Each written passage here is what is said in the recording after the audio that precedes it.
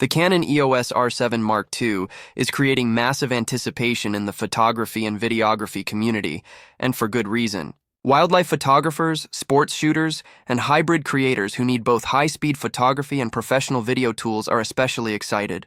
Canon's APS-C lineup inside the R system has already proven to be a strong alternative for those who don't want to carry around bulky full-frame systems or pay premium-level prices. With the release of the R7 Mark II, Canon seems to be preparing to push things to the next level, possibly creating one of the most balanced APS-C cameras ever made.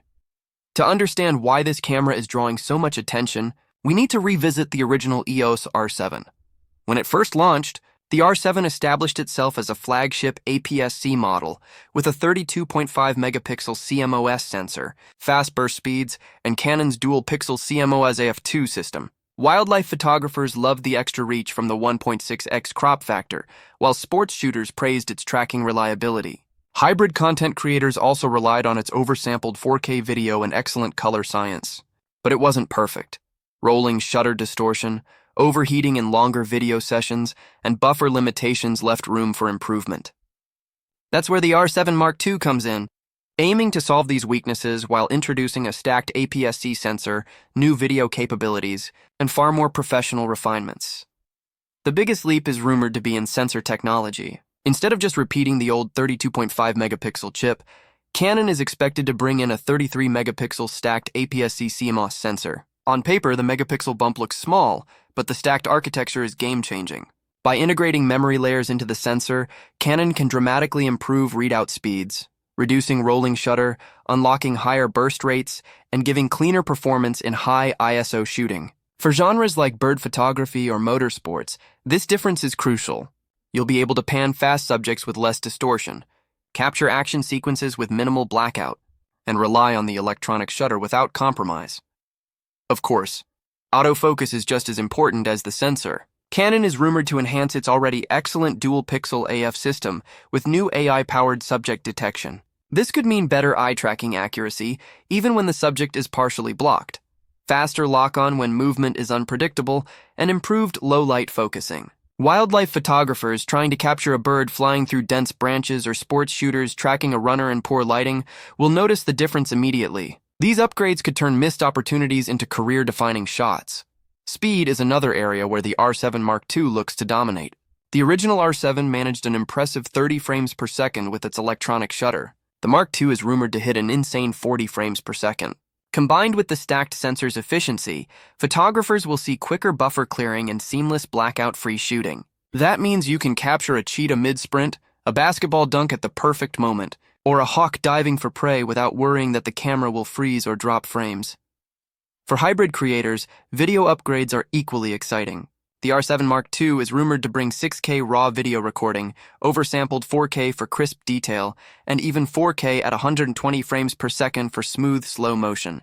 Canon is also expected to add higher bitrate recording for more professional workflows, and possibly introduce an active cooling system to prevent overheating during long recording sessions. Combine that with improved in-body stabilization, and the R7 Mark II could easily become one of the most reliable YouTube and content creation cameras in the APS-C space. Creators will be able to film long-form videos, interviews, or vlogs without worrying about the camera shutting down mid-shoot. Build quality and usability matter just as much as specs. Rumors suggest the R7 Mark II will take design cues from Canon's higher-end bodies, possibly the R5 Mark II. Expect a deeper grip for handling telephoto lenses, dual card slots with faster writing speeds, improved weather sealing for outdoor shooting, and smarter button placement for quick control.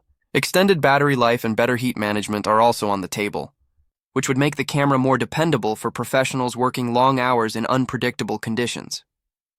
That leads to one of the big questions. How does the R7 Mark II fit compared to full-frame cameras like the Canon R6 Mark II? The differences are clear. Full-frame cameras will always have better low-light performance, higher dynamic range, and creamier background blur. But APS-C models like the R7 Mark II give you reach and speed thanks to the crop factor. For wildlife, sports, and distant subjects, the R7 Mark II makes more sense. For wedding photographers or event shooters who work in dimly lit spaces, the R6 Mark II still holds the edge. Competition will also be fierce. The Sony a6700 already offers great autofocus and video performance, though its burst speeds lag behind what's rumored for the R7 Mark II. Fujifilm's X-H2S is another APS-C powerhouse with a stacked sensor and strong video features, making it one of the closest rivals. Nikon is slowly improving its APS-C lineup as well, but Canon and Sony remain ahead in autofocus performance. If Canon delivers on these leaks, the R7 Mark II could easily take the crown as the top APS-C mirrorless camera of 2025.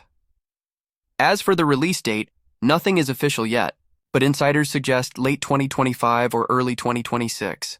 Pricing is expected to land between $1,800 and $2,200, which makes sense given its position between the original R7 and full-frame models like the R6 Mark II. This price range would make it expensive for beginners, but still attractive for serious enthusiasts and professionals who want flagship-like performance without paying full-frame prices. In the end, the Canon EOS R7 Mark II looks like it's built for a very specific audience.